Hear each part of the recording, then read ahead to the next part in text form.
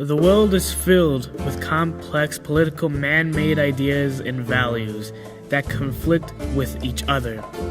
This especially happened during the 20th century with the rise of revolutionaries in the world. Among the ideologists that rose in this time period was Ernesto Che Guevara, an Argentine-born doctor-turned-revolutionary who envisioned a sovereign, socially and politically equal Latin America. Through the Cuban Revolution and his journey around South and Central America, Ernesto Che Guevara changed the art of revolutionizing governments and has affected the world by the use of guerrilla warfare, political activism, and communication skills that would sway the masses to this day. After the end of World War II, two socio-economic ideals, communism and capitalism, became the main political parties in the 1950s. The two countries that had adopted these socio-economic ideals, the United States of America and Russia, the USSR at the time, had been allies during the Second World War, with the common enemy being Nazi Germany. However, the end of the war has split Germany into two countries, West Germany and East Germany, one with communist beliefs and the other with capitalist beliefs. This was one of the biggest examples of how the world had been split in half. Nonetheless, the USSR's ideals had expanded to the Western Hemisphere, places that had been oppressed by their government, but not personally. These politically and socially oppressed countries in the western side of the globe were known as Latin America. During the early 1950s, Ernesto Guevara had just finished medical college with his friend in Argentina. They had a dream once they finished college, and that was the journey all around South America. They would start from their hometown in Rosario and end in Venezuela at an airport, which would take them all the way back to Argentina. However, this trip has changed the young medical student. As they moved across all of South America, they saw how the lower classes were treated by those of higher class or by their own bosses. After the trip was done and they had reached their destination in Venezuela, Guevara had stayed and decided not to go back to his hometown in Argentina. He felt like he must work on helping those who were politically and socially oppressed. After leaving Venezuela and traveling across the Americas, he saw many more examples of social and political oppression in Latin America and also the United States of America as well. He had gone against the United Fruit Company while he was in Central American countries, a company that had mistreated its workers. This event in his life would aid in convincing him that capitalism lacks benefits to the lower class people trying to sustain. Once he had landed in Mexico, Ernesto Guevara had met with Fidel Castro, his younger brother Raul Castro, and his fellow members of the Communist Party who had attempted to fight the Batista government. They began to discuss their return to Cuba and the start of the revolution by leaving on an old cabin cruiser so they can reach Cuba with the 82 men they had. Once they landed on shore, Batista's military forces had either severely injured or killed most of their men. Guevara, having planned to only be a medic, had dropped his supplies and instead picked up an ammunition box, taking his place in the revolution as a fighter instead of being a medic. 22 out of the 82 men were grouped in the mountains of Sierra Maestra and received support of many of the peasants who they had called campesinos. While he was there, Guevara realized that the conditions were no better than the other countries in Latin America.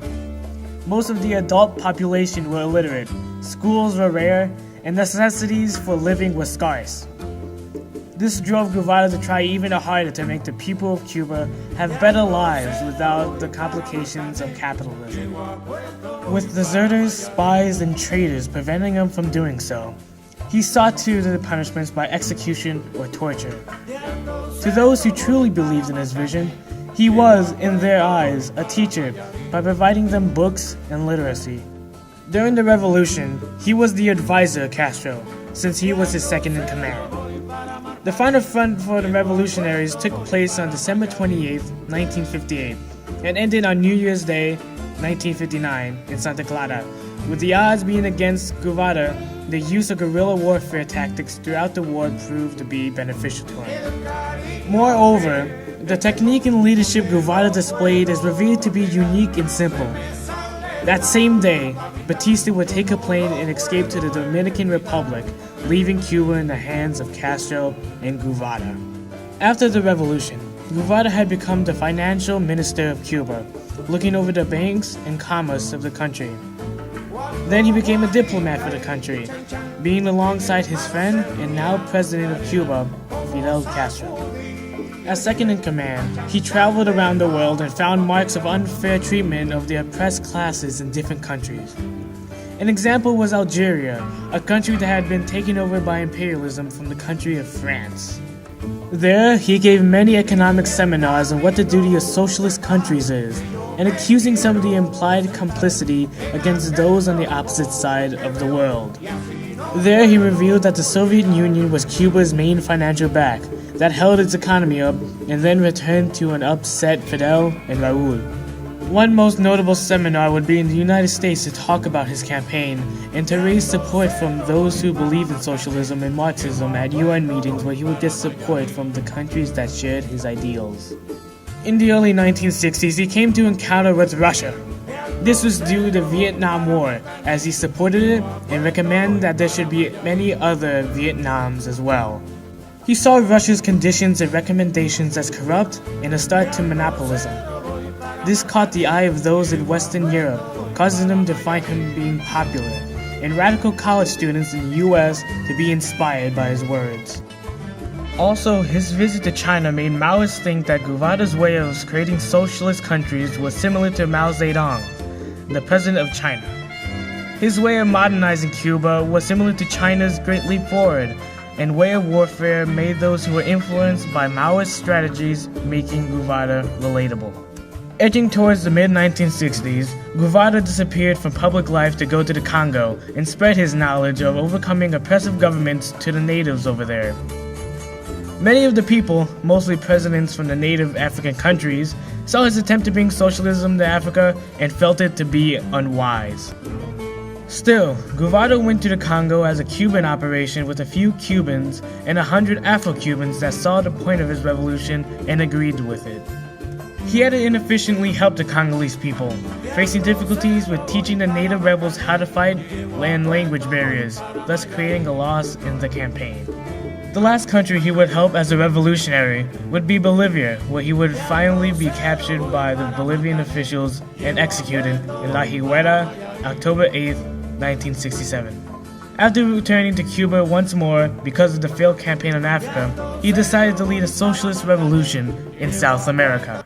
His failure in this campaign was because of the lack of knowledge of the land, the size of the military he would be going against, what the people had to offer, and the failed communication to Cuba. Once he was captured, he was sent to an empty schoolhouse room to be executed by a CIA officer.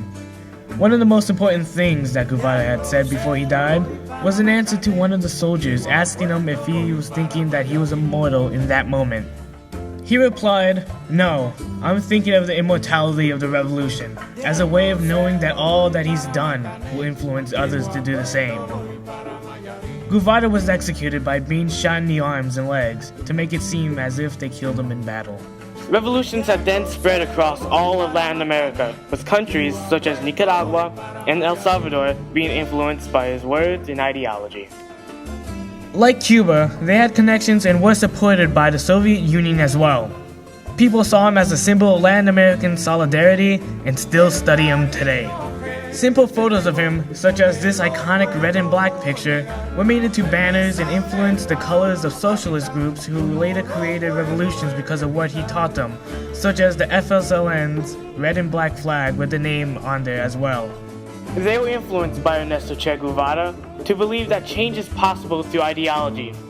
His style of formatting the art of revolutionizing governments by the use of guerrilla warfare, political activism, and persuasion skills are what make him an iconic revolutionary today.